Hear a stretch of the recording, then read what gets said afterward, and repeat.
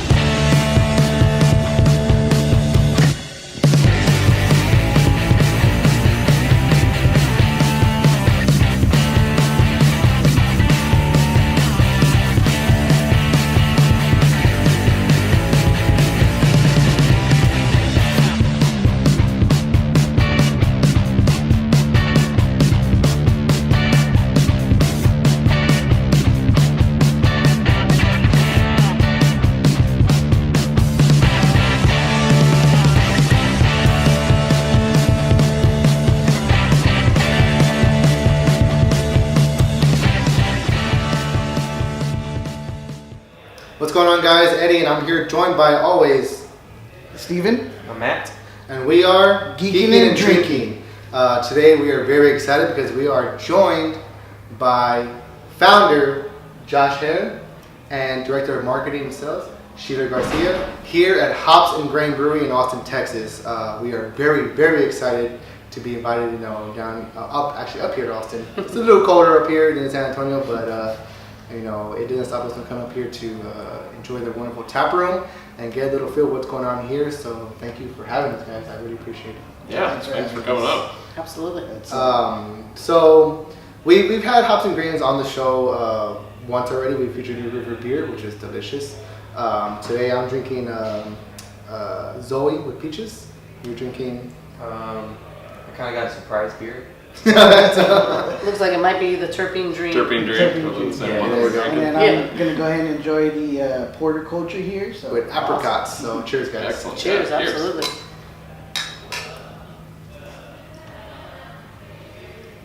All right. So one thing we love to do when we come to these come to the breweries is we love the craft beer community, and we also love the story of how this came to be. So can you give us a little history and the backstory of the brewery? I mean, as far as like a brief history of the start to the finish. I know you're one of the first breweries opened up in Austin, and I know in 2013 it kind of boomed. So can you give us a little story about how that happened and your journey here? Yeah, absolutely. So it's kind of I used to jokingly say that the brewery was really born out of going to a private university with way too many rules and a necessity for me as a college student to drink beer. My friends and I started homebrewing actually in college before we were of legal drinking age, because we found out you could buy ingredients without being 21 and make the beer yourself. But we attended a university out in Abilene Christian University, that did not allow alcohol consumption. So you actually had to sign with your enrollment papers, that you wouldn't, and it was like a one strike kicked out of school. I swear I would not So anyway, we broke that rule pretty quickly. But because it's a small town, we didn't, the risk of trying to go out and buy beer or get somebody to buy you beer, we were just like, we'll just stay home and make it ourselves. And kind of funny little loophole, but yeah, that was in the late 90s and early 2000s. So fast forward a little bit, I spent a few years living in Boulder, Colorado, not working in the beer industry, but definitely supporting it with my wallet, drinking my way through just about every brewery on the Front Range and all over the state, and just fell in love with the community around beer more than anything. To me, at least, visiting breweries was really cool. It was fun to drink the beer, but I was always much more taken with the people that were there and the crowds that would come in, and the enjoyment people would have at a brewery versus, I was never the type that went in and was like analyzing the beers and taking notes on it or any of that stuff. I was more, I just really loved, flavorful beer and liked hanging out with people and just loved the industry. But I was working in the running specialty industry, so more on the retail side. Moved to Austin in 2005 and expected, I think, Austin to have the same brewery count that I had experienced in the Denver, Boulder area, and that was not the case at all.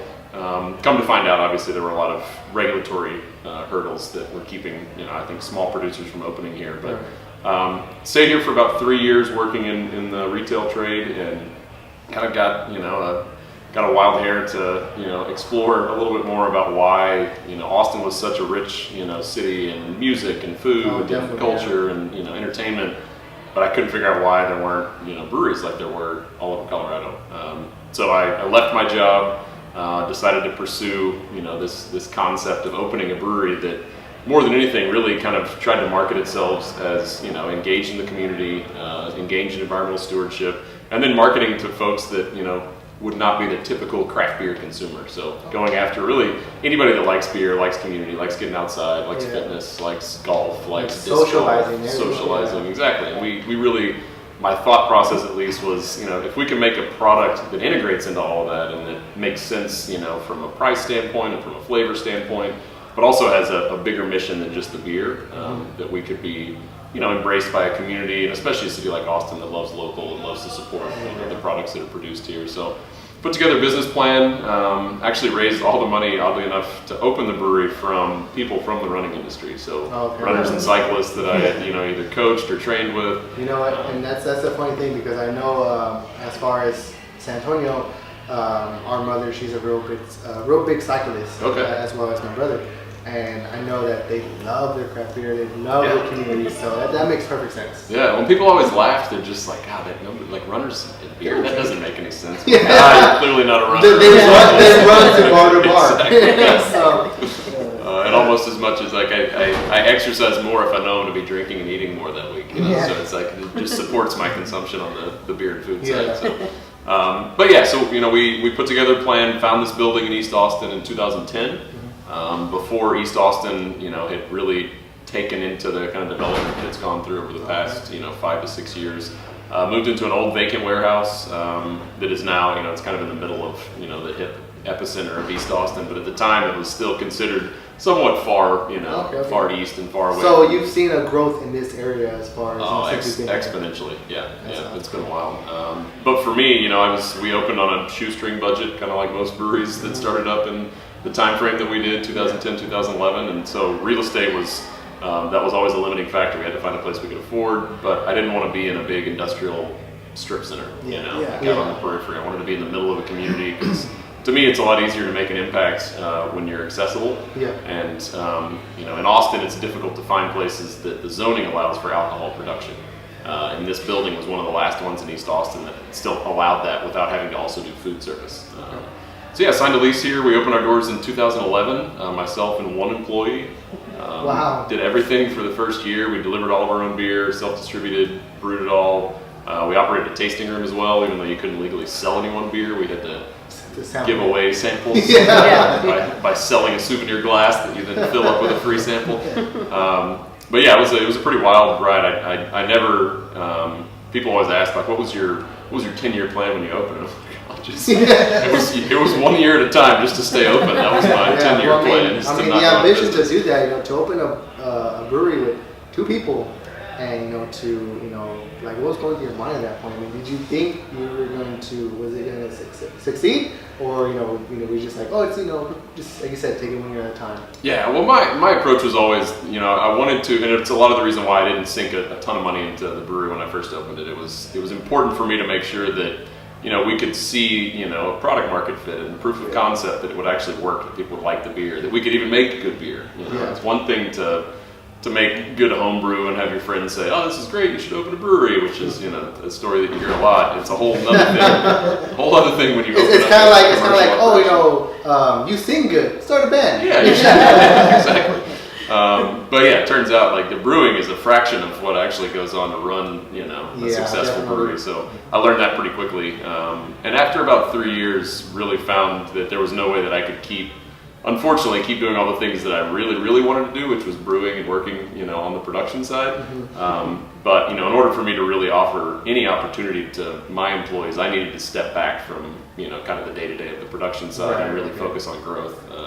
And that was about the time that the laws here changed in 2013. So I mentioned we opened at the same time, you know, within months basically. You had Jester King, Austin Beer Works, us, Thirsty Planet, Circle, and a couple others that all opened within, you know, 12 months of each other. But before that, I think there were 4 breweries in the city. Wow. And now, you know, fast forward, there's over 70 that are licensed. And 2013 was the year that quite a few laws changed and really made the landscape a little easier, you know, to access market, to get your beer distributed, to allow for tap rooms to operate. And that's really when you started to see this, you know, real growth of breweries that weren't as focused on distribution.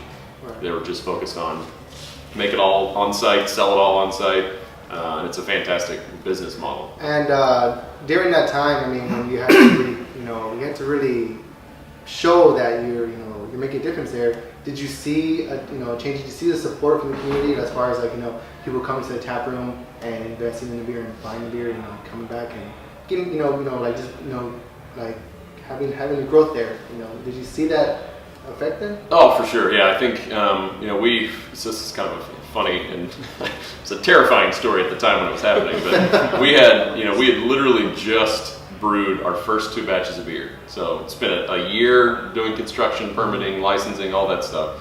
Got the brewery open, filled our first 2 tanks full of beer, and, you know, I was coming in the next day just to check on tanks. You know, as a brand new business, this was kind of like I poured my life into this thing. It's hard to stay away from it. So I was here, I think it was 4 o'clock in the morning, pulled up to the building, and none of the exterior lights were on, which was kind of alarming, but at the same time, the whole building was under construction. We were the only tenant that was open, so there was, you know, tons of empty space. So I just kind of shrugged it off, walked in the building, you know, went to our door, opened our space. The lights wouldn't turn on, so it's like, this isn't good. Yeah, why today? So yeah, first thing I think is, you know, in a commercial brewery, all of our equipment obviously needs electricity, but even more importantly, when your fermentation tanks are all cooled by a central glycol cooling system that clearly needs electricity to function.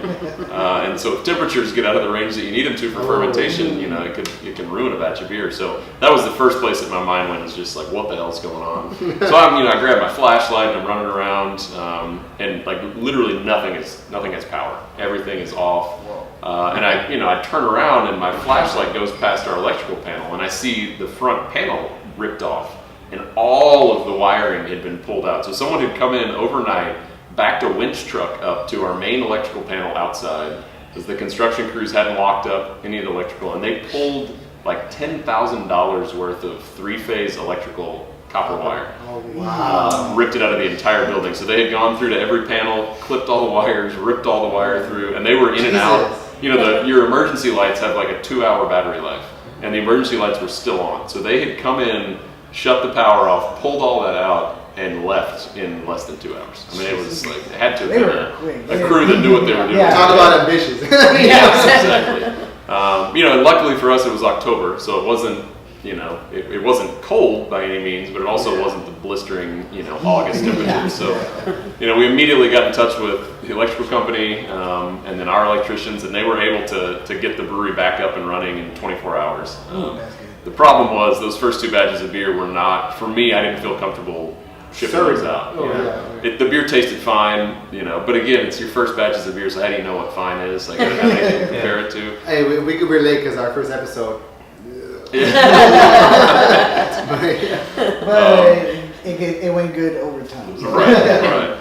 And so, then we're faced with, well, shit, we have 2 tanks full of beer, and I don't feel comfortable distributing it. And I really, as sad as that story was, like, it was important for me to kind of, because everybody had been anticipating what we were doing, and I knew we were going to need to, say something about this. And so I decided to throw a party called Karma Fest.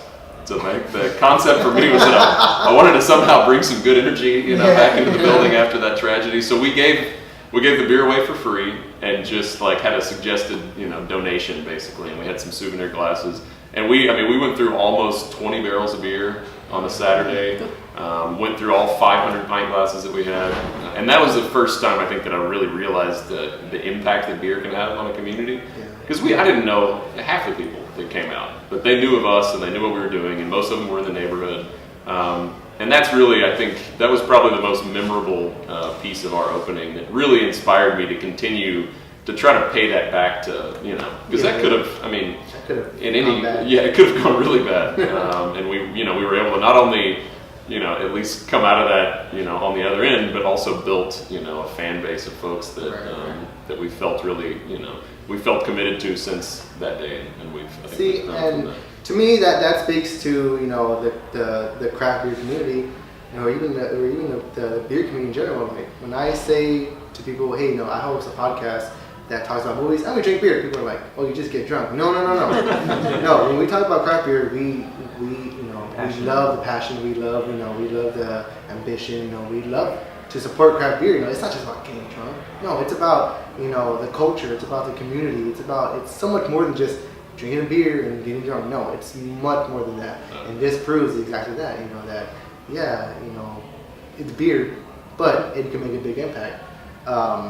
Those two beers, are those beers that you have now, or are those? It's funny. Those are the first two beers that we launched with were a pale ale and a German alt beer. Okay. And we don't make those anymore. No. And it's more than anything, it's kind of a sign of how quickly the craft beer space shifts their their interests and palates. As a person who was there, firsthand to taste those beers.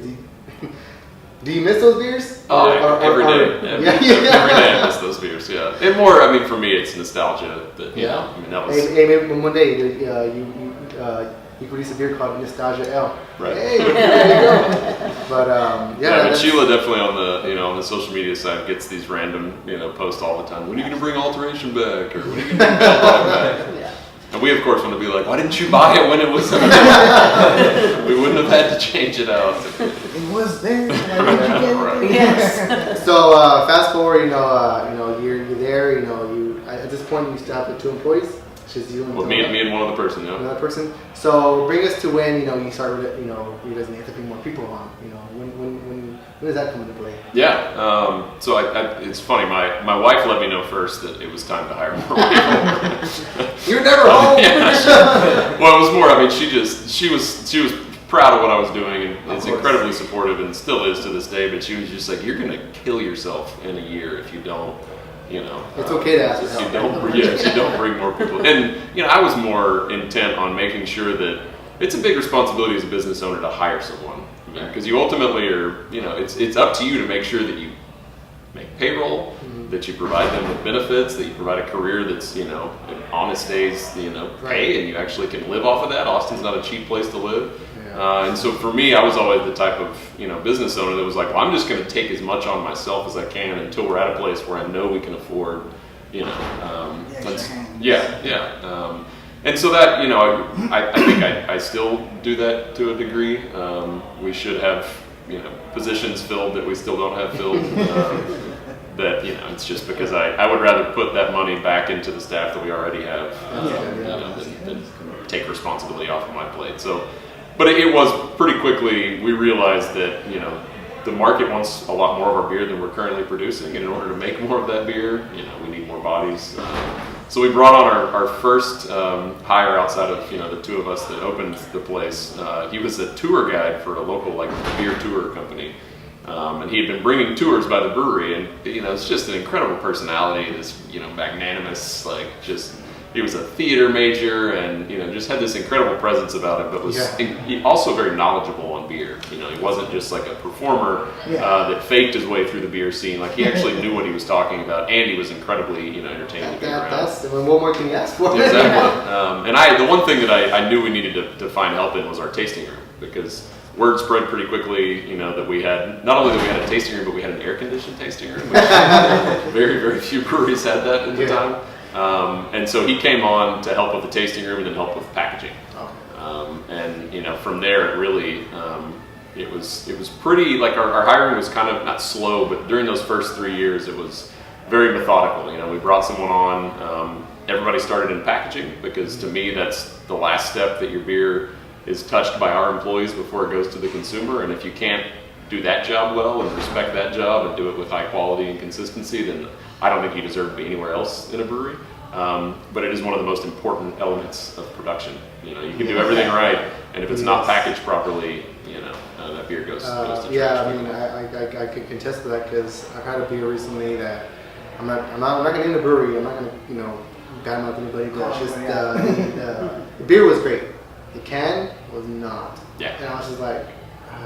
Well, it communicates a lot. If it looks bad on the outside, your thought is the inside's. I mean, the label was fine, but it's just the way it was. I guess the label was put on there. Yeah. It just seemed lazy, and I was like, I'm sorry. Like the beer was great, but come on, Right. presentation. It's just like what in the culinary area, presentation is everything. Yeah. So and you guys have recipes for beers. It's not just throwing stuff in there like, oh, let's try this. No, it's actually recipes. It's like a culinary. So presentation is everything with all that. So if you can't do the packaging good, then I see why you can see why maybe you're not fit to go on. And honestly, I mean, the first time I bought Hops and Grain Brewery was Zoe. There's just this orange can screaming out at me. I was like, what is this zappy looking can? I'm gonna try it. And I tried it. I was like, I love this. Tagged you guys tagged me back, and I was like, I'm in love. so it was a good start relationship. And I get presentation. That's a main key. Yeah. Well, on that point, like I really feel, to me, kind of one of the defining, if I lay out kind of the timeline of the brewery, to date from when we started, like the point that I think we really like turned a corner and started to really, I think, make a name for ourselves was, about 3 to 4 years into the brewery, I had been managing our social media accounts, to a good degree for a brewer, but not for what actually needs to be done. But I started to realize how important getting our story out was, and how difficult it was also, becoming. It's a lot to stay on it. I get it. Yeah. So we had an email that came into our info inbox that had come from Sheila sitting next to me that basically created a job, like she put together a job description and a pitch for what she thought Hops and Grain could be and how it could be executed well. And to this day, I have never received an email where I was like, I can't afford not to hire this person. So she brought Sheila in, we met, and immediately brought her on board. And from that point forward, we have been, I think, executing, telling our story, connecting with the community, connecting with partners, and being able to showcase that to all of our customers in a way that's relevant, and that's really been instrumental in our growth to date, for sure. So, what year was this that this happened to you? Summer of 2015. You got that down to a T. June 9th, 2015. So, can you give us some backstory? I mean, I know you haven't worked in the brewery industry prior to that. I mean, Right. Can you give us just a brief, back, how you got there, and what made you say, hey, this is my plan, this is what I got, what's up? Yeah, absolutely. What made you reach out to Hops and Grain? Yeah. So I'll start there and then kind of follow up with this. But I worked in, I mentioned, or I'm from San Antonio, born and raised, go Spurs go. So grew up there, about early 20s, worked 10 years, my whole entire 20s in radio. Mm-hmm. So I started as the promotion street team, setting up tents, spinning wheels, for KJ97. Now it's 96.1, was Mix 96.1, 1200 WI. So in that process, I also worked there when Facebook became available to people outside of college students. I don't know if you remember or if you knew, but Stephen, the older brother, but so when Facebook first launched, you had to have a .edu email address. So it was college students only. Fast forward, they realized there was opportunity for businesses to join in. By then, I was a promotions director with the radio station and was one of 4 people to be the team to launch Facebook for all 7 of our radio stations. So you're thinking about that, but if you understand what a top 40 station is, it's usually a female or teen listener, and then you go to country, which is like family friendly. Yeah. Then you have news talk, which is older gentlemen, and then you have sports talk. So there's very different demographics for each. So that's kind of where I got my teeth into the social media side. Worked there for 10 years, ended up leaving as a senior promotions director, managing the entire cluster and the street team. And I loved it, but it just got to the point where I was thirsty for something more and there wasn't any more growth within the organization. So left, I worked for San Antonio Food Bank, so dipped in the nonprofit, which was awesome, learned a lot there. In a meeting one day, I heard that there was opening for both 2 Whole Foods locations, the marketing team leader position. So to me, this would have been 2013. It was like, oh, marketing, Whole Foods, like great company, great, and that's really what I wanted to do. So marketing is where my background, marketing and promotions. Left, worked at a store at the 281 Blanco location for a year, and then got promoted to the flagship down here, right in downtown Austin. So I was the marketing team leader for a year, and then it just got to this point of like, okay, like I'm here, I've done this for 2 years, I'm at the flagship, what's that next level? Yeah. And so then that became like, okay, I could, there's nothing at the store level. So the next level would have been going to regional or global, which happened to be in Austin. But then visually it was like, oh, that's in a building, that's at a cubicle. And we, businesses need those positions, right? Like you need someone to create big programs and then push them down to the store level. But that just wasn't It just sounds kind of like redundant, right? It's like, okay, I'm doing this and you want to sink your teeth into something much better and only not much better, but I mean as far as what else is out there, right? Kind of fresh too. Exactly, and one of my favorite parts of all of the jobs I've been able to hold is this communication, like direct, consumer business to consumer communication. And so I was just looking for the future and realizing that wouldn't necessarily be that way if I stayed within that company.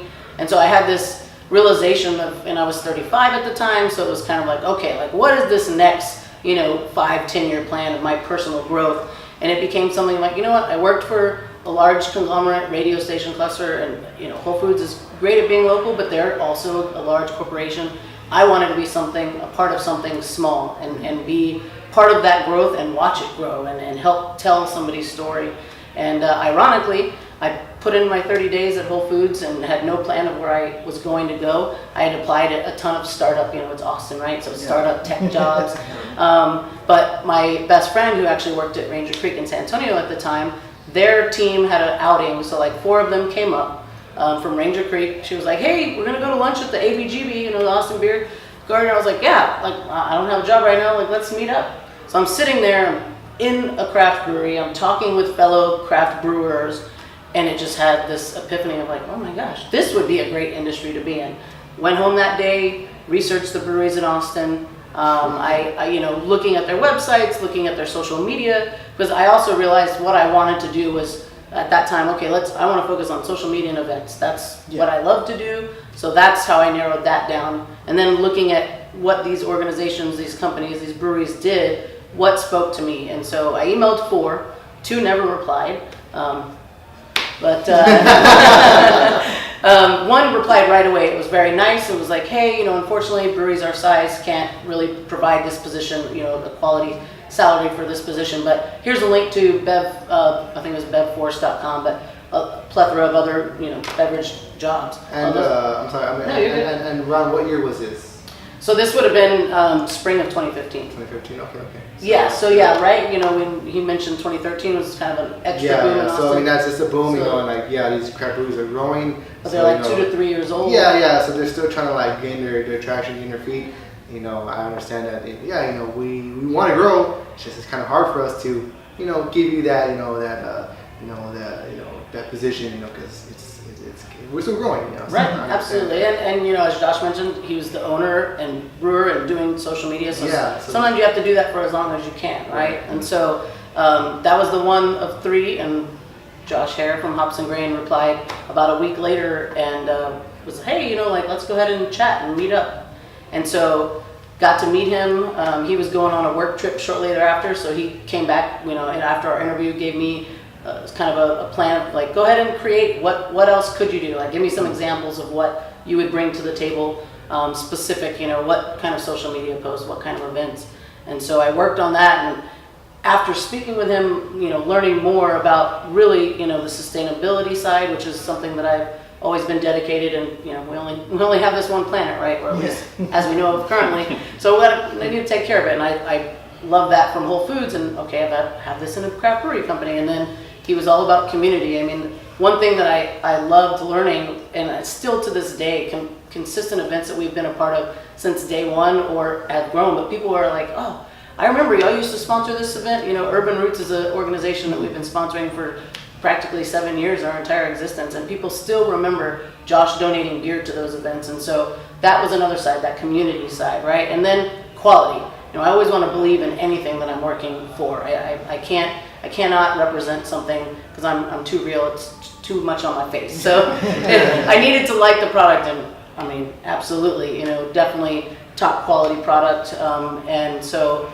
that kind of all just came together, and then, luckily we just clicked, and the storytelling began on day one. I think my first post was June 10th, and ironically, my first or second day on the job, we were getting 4 new 60-barrel tanks installed. And it was crazy, for me, I'm like I said, never been in the craft beer industry, but I'm seeing these big, huge silver tanks, forklift, like 8 men staring at it, but just one little thing driving it and hooking it around. You just see the growth, you're like, okay, there's something big's gonna happen. So exactly, like literally witnessed that on day, I think it was day number 2, and it was just amazing, and it's been great to continue to tell that story. Cool. So I mean, I love the story that you guys have just given us. I love the ambition. I know in a couple of days from now, or I think a week from now, you guys are going to be having a ugly sweater party. In celebration of the holidays, and something else which we'll touch on in a little while. But can you give us a little more insight on recurring events happening at the brewery that you have maybe every week, or maybe every other week, or whatever, that you guys want to get out there to the listeners? Absolutely. So every Wednesday we have a running group that comes through, the East Side Beer Runners, and it's been another exciting group to just watch grow. It used to be called Pints and PR back when we had our tiny tap room that Josh was mentioning, but now it's upwards of like an average of 40 people running, and so that's every Wednesday. Meet on our patio at 6:30. When you return, your first beer is on us. We also do every second Wednesday of the month is monthly board game night, so that's December 12th this year, or this month. Every Friday we do live music from 5:30 to 7:30, and comedy every Thursday at 8 o'clock. So, and that's free local comedians, which is, again, the continuous tie of supporting our community and supporting the arts. And usually it's an average of like 5 or 6 comedians, and there's a local host that manages it and curates it, books the comedians, and it's a good time for a laugh for about an hour and a half every Thursday night. That does sound like a good time. And how's the response been to all that? I mean, has the community responded pretty well to that? I mean, coming to these events? Well, I'm sure with the running they have. Yeah, with the running. Yeah, the running, absolutely, hey, for sure. First free beer, you better run over here. Yeah, I think they sent me an email earlier this week, and they would like to do a potluck to close out the holiday. So they're their own community in itself. The comedy night, we've been doing it for over 3 years, and it started out once a month, every other week, and it's been every Thursday for probably about a year and a half now. That's so awesome. yeah, that's been fun. And then we do a ton of random either one-off or annual events over and over if it's good, and if not, we just kind of reinvent the wheel. I have to live in Austin. We're not that far. Well, okay, speaking of community, I know something really big happening as far as the beer community. I believe the date was November 27th. Yes. November 27th was a great day for the beer community. Resilience IPA was first, I think, Sierra Nevada reached out to a bunch of breweries and in support for a good cause. The campfire situation around California, where millions of families, millions of homes were burnt. Millions of families lost their homes. Unfortunately, they were burned down. A big chunk of that community was wiped out by these fires, and the beer community came together and for a good cause, brewing this Resilience IPA across the nation. 32 or 41 breweries here in Texas. The last count I saw was 42 in 42 Texas. breweries in Yeah, Texas. 1,000 in America. Yeah, so coming together and brewing this one brew of beer on that day. Can you give some more insight on that? Yeah, it's, to kind of back up just a little bit. So I think myself and probably anyone who has ever been around craft beer, especially that grew up in it, when it was still, still fairly young. Sierra Nevada Pale Ale is like the iconic. Yeah. It defines, like, I think if you ask 10 brewers, what first got them into craft beer, at least 7 or 8 of them would say Sierra Nevada Pale Ale. In all honesty, Sierra Nevada Pale Ale is one of the first craft beers that I've had. Yeah. So there you go. And it's just, it's an incredible brand, an incredible brewery, and one that, when I was putting our business model together, the whole idea for environmental stewardship was just something that I personally cared a lot about, but that was a brewery that you could look at and see, wow, I mean, you can continue to do that as you scale, and you can really focus on that and be successful and invest in, recapture technologies and, environmental, stewardship, resource savings, resource reuse. I mean, they were just an incredible role model and have continued to be an incredible role model.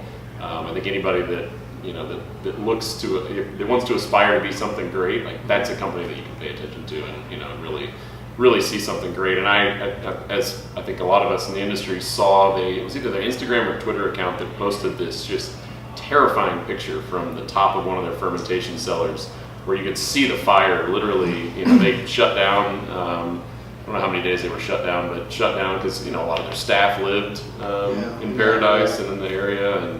But it was terrifying to think, like, man, like that's a massive brewery, and they could literally, like, everybody saw that picture. In my head, I was like, wow, I mean, they could in 48 hours make an announcement that, the brewery's on fire. Yeah. I mean, it was just terrifying. And so they almost immediately, kind of came up with this idea to encourage and ask anyone in the industry that wanted to brew a beer, all the same recipe, or, maybe your slight little take on it, but for the most part, rooted in the same grain bill, the same basic recipe, and then commit to giving 100% of the sales of that beer to the Campfire Relief Fund. Exactly, that they had set up. And so for me, I mean, we were immediately on board. The best thing that beer can do is grow community. Right. And if you can use your beer for something even bigger than what you're doing in your own four walls, it makes it even more impactful. And who doesn't want to do something good for Sierra Nevada, because they've done so much for the industry and advanced the technology and quality control, and they're an open book on. When we were building out our lab, we just sent a random email to them, and it got passed on to their head of quality control, and in like 2 days we got a response back answering all the questions that we had posed. Wow. It's just like, what a tiny little brewery in Austin. Yeah. They took the time to to respond to that, and that's all the reflection of Ken Grossman. I mean, the guy's. He's an incredible leader, an incredible, business mind. But much like, and I liken him a lot to Yvon Chouinard, who founded Patagonia, that, to them, producing the product that they produced was never a business. Mm-hmm. Yvon Chouinard calls himself a reluctant businessman. But you learn that if you want to make the impact, you have to become a business person. You have to pay attention to that. But the core of the product and the core of quality and the core of, the consistency and integrity of their brand has always been front and center with Sierra Nevada. And we have nothing but respect for them. And if we can do this in our own small way, I think it's like over 1,200 breweries now that brew the beer. It's a lot. And the reason I bring it up is because, I saw it that day on the 27th. I saw it online. And I was like, wow. I started researching. I'm like, wow. So it's kind of like, and it kind of like warmed my heart. I'm like, this is why we do what we do. Not only you guys, but us. We promote these craft breweries. We just want to get the word out there. That this is a community. Like, I can't stress that enough. That this is a community, and we're here for each other. And that this many breweries came together to do it. Wow, So when even Miller Coors brewed it, I mean, it was exactly, truly to me. It wasn't just craft brewery. It was big businesses coming together. Yeah. So I know it's neat that to see how powerful beer is. A lot of people talk about like, they're too big, or so and so sold out. But like in times like that, it's neat to see that everybody can come together, around a common thing, and beer being that catalyst. For to sure. good. Like we said, for us, doing what we do is not just, we're just gonna drink beer and talk about movies, get drunk. Get drunk. No, that's a little. We're always, we try to do as much as we can. We're trying to make ourselves grow, just like the way you guys try to make yourselves grow as well. It's a community thing, The beer is it's kind of like just a perk for us, because, like I said, we just don't drink it. We appreciate it. We enjoy it, and to be here is also real appreciated for us as well. And it's just incredible, just to do what we can do, and then for even breweries themselves to do what they can do as well. So this is just like an amazing thing. And when he told me about the Sierra Nevada, I was like, oh man, that's amazing. That's awesome. It's just not beer, it's just brewing beers. It's beer's giving back. Yeah. So I know that the National Brewing Day was November 27th. I know that your brew is in the final stage of fermentation, so it should be ready on the 15th of December, which is the same day that you're going to have your ugly Christmas sweater party. So guys, if you live in Austin, we live in San Antonio, you live anywhere in the surrounding areas, please come, to Hops and Grain. It's not only Hops and Grains, but any brewery that that's going to be brewing this beer. I know in San Antonio we have Alamo, Freetail. I'm sorry, but I'm not sure of the rest. Look it up. In Austin, can you name some off the top of your head that you know of? Pine House Pizza, brewed a batch at Austin Beer Works, brewed a batch, St. Elmo, and I think those Pine House and Beer Works are probably our closest buddies. Honestly, I was like giving them a shout out. Yeah, I just talked to my cousin before coming up here, and his recommendation was like, hey guys, tells me go to Pine House Pizza. It's amazing. So Pablo, we love you. I hope you're watching this. But guys, go to a local brewery, support this cause. Resilience IPA should be available December 15th around that time at your local breweries, and all the proceeds are going to go to the Campfire Relief Fund. To those to help those in California that were affected by those fires. It's a good cause. It's a good beer, IPA. Still don't like them, but we do. But I'll still support it. Still support it. So as long as because it's going to a good cause, I'll always support it. I think the first craft beer I had was IPA, which is, I liked it. The first beer he drank today was a double IPA. It's going big, so For that, it's always go big or go home.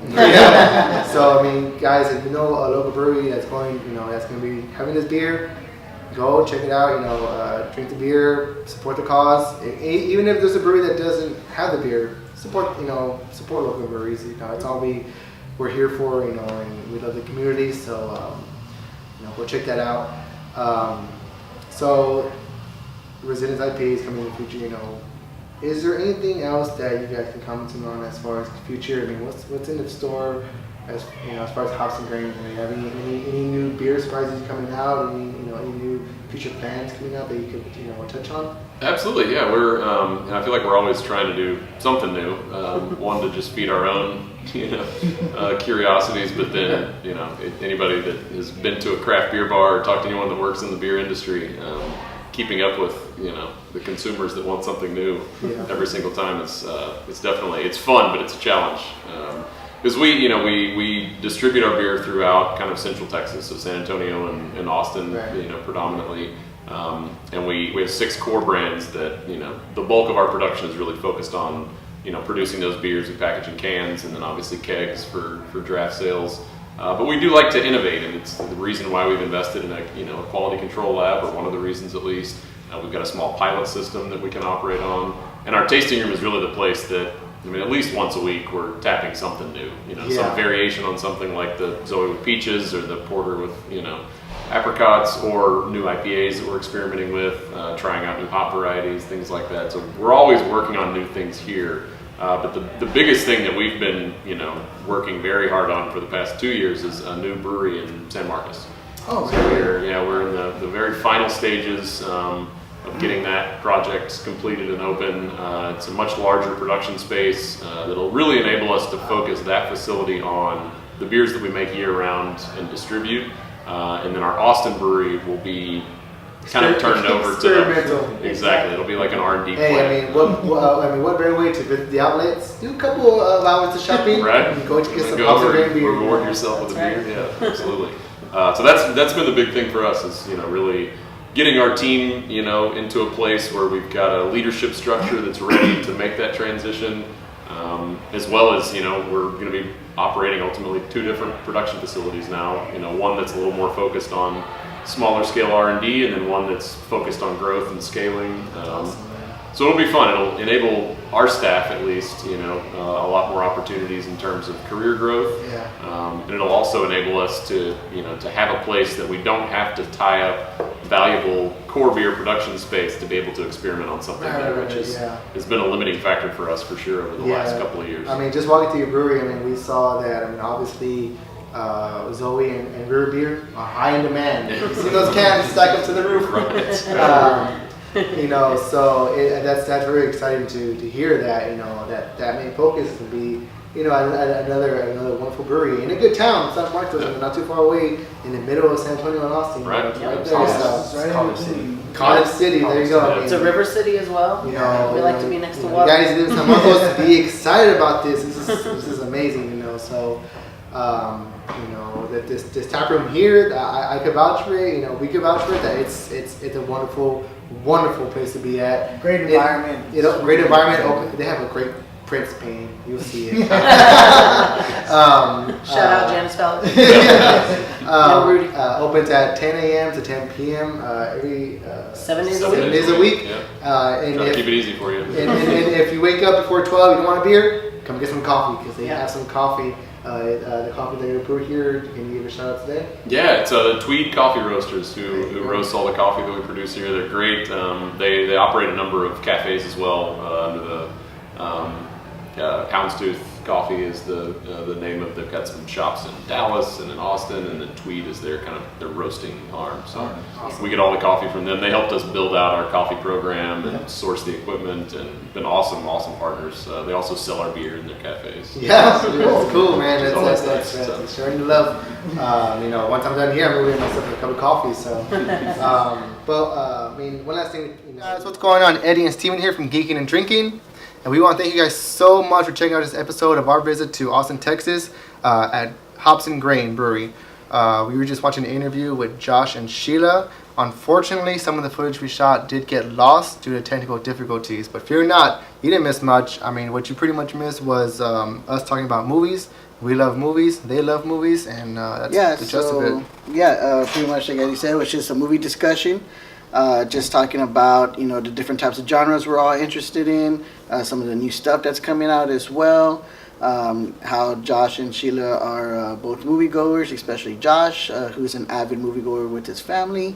And he let us know about some of the stuff he likes to watch, as far as from documentaries, indies to mainstream films. So we want to thank both Josh and Sheila again for sitting down with us, for inviting us, for conversating with us. And we also want to thank Luke and Kelly, who also treated us like family there at Hops and Grain. If you're ever in Austin, Texas, suggest you go and visit the brewery, the tap room. It's a good environment. They are open 7 days a week, 10 a.m. to 10 p.m. 10 to 10. Go check them out. Then just say hello and tell them that, hey, guys from Geekin Drinkin were there. So.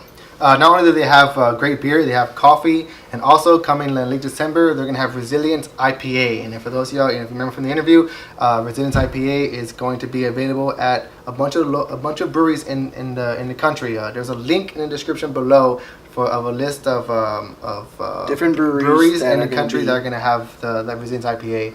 And the reason we say is because it's going to a good cause. 100% of the proceeds are going to be donated to the Campfire Relief Fund to help those in California affected by the fires. So check out the list, the link in the below for the list, and go to your local brewery and check out Resilience IPA. It'll be for a good cause.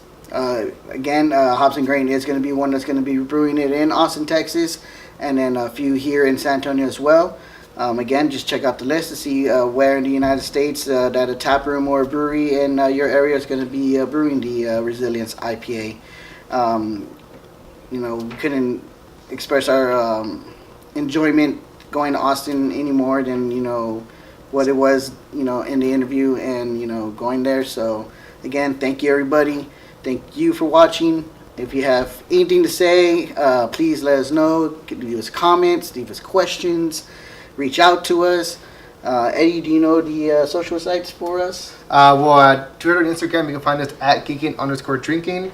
And on Facebook, you can visit facebook.com/Geekin Drinkin podcast. And once again, like Steven said, if you enjoyed this episode as much as we did, leave a like, leave a comment, share the video, and there'll be more coming your way. We love all the support we can get. And go and show Hops and Grain your support too. Follow them on social media, as well as go visit the website, hopsandgrain.com. And once again, thank you to everybody there. For Steven, I'm Eddie. We are Geekin Drinkin. See you later.